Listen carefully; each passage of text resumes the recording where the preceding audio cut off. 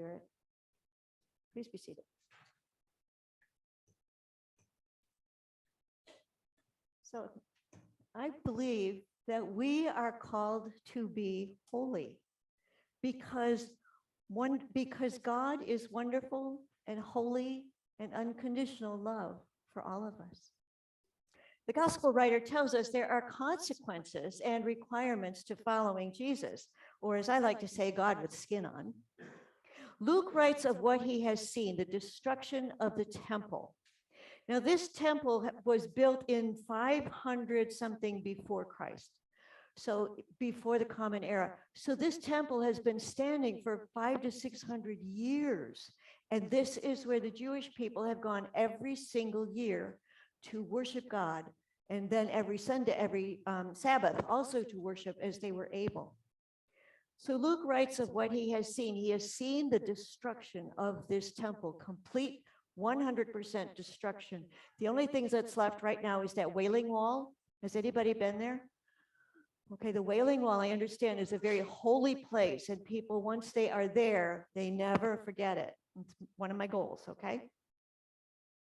So the scenes that I have seen recently on TV remind me of some of what that destruction might have been like. I'm thinking of Ukraine and many places around the world where there is destruction, not only of buildings, but also forests and crops and communities. Have you seen that on the news?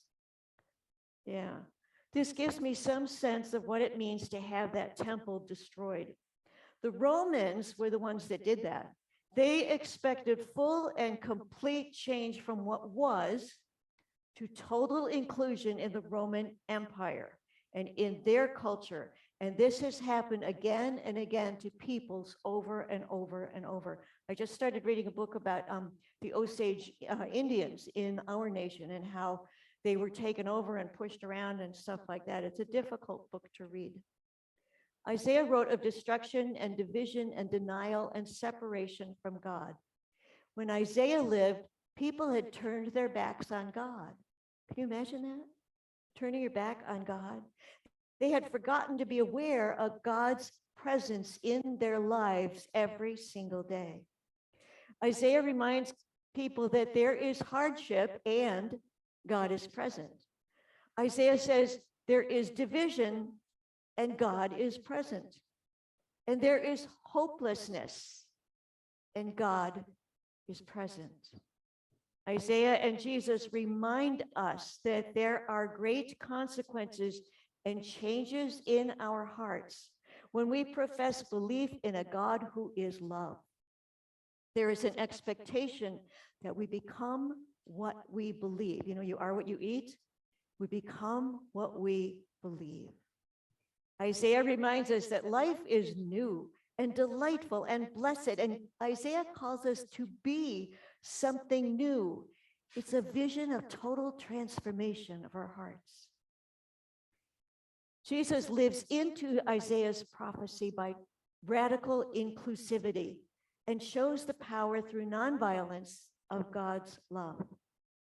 Jesus offers an invitation to a new way of life, a new creation of living together in God's love. And in the words of Luke, Jesus reminds his listeners, destruction is to be expected. There will be mourning, there will be separation, and those who follow Jesus in life will lose everything. Many of us have had days that are so horrible that we thought everything was lost and we don't want to go on. Can I get an amen? Amen. Yeah. I'm seeing a lot of fear in this nation and around the world at this time, just as Isaiah saw and just as Luke saw. Problems, wars, hatred, anger, fear, climate change, disruption, violence have been part of humans since humans started living on this planet. And in this generation, in this century, there have been wars and disasters and political chaos, which some folks see as an apocalyptic experience. Jesus predicted the destruction of the temple. It's the holiest of holies. It's where God is always present. And that's what our little light is for on the sanctuary. That's where God is present. The blessed wafers are there. If the temple is destroyed, where will people find God? If our political system fails, will we be able to find God's presence? We need to take some time to enjoy and to trust in God's goodness by caring for one another in this community and around the world, regardless of the consequences. Sometimes we can get in trouble for doing things. And Isaiah envisions a world where goodness is prominent. Jesus tells us we have the power to envision and to live into life with joy. We are called to be hopeful people in the midst of change and disruption and suffering. And I know we're all facing a big change in the next couple of weeks. We are called to be. We are called to be God's love here and now, and carry that with us when we go into the world. We can see God's love in one another in prayer, in beautiful liturgy, in helping many in our community and around the world. We are God's love in action. Somewhere along the line, each one of us was baptized with water and God's Spirit to be God's love here and now. And that's the good news. Just as the followers of Jesus and the listeners of Isaiah heard, we hear God's mercy speaking in our hearts. God's mercy requires openness to ideas of others. Even when we disagree with them, we can listen with an open heart. Imagine God's presence in everyone we meet along the way right now. As you go out into the world, imagine God's presence in all the other drivers on the highway, all the folks in the grocery store. This was hard for Isaiah and hard for Jesus. People were just not putting God first. Putting God first might mean deep conversations with people of other faiths to learn more about them. Putting God first might mean trying to love difficult people because we are beloved.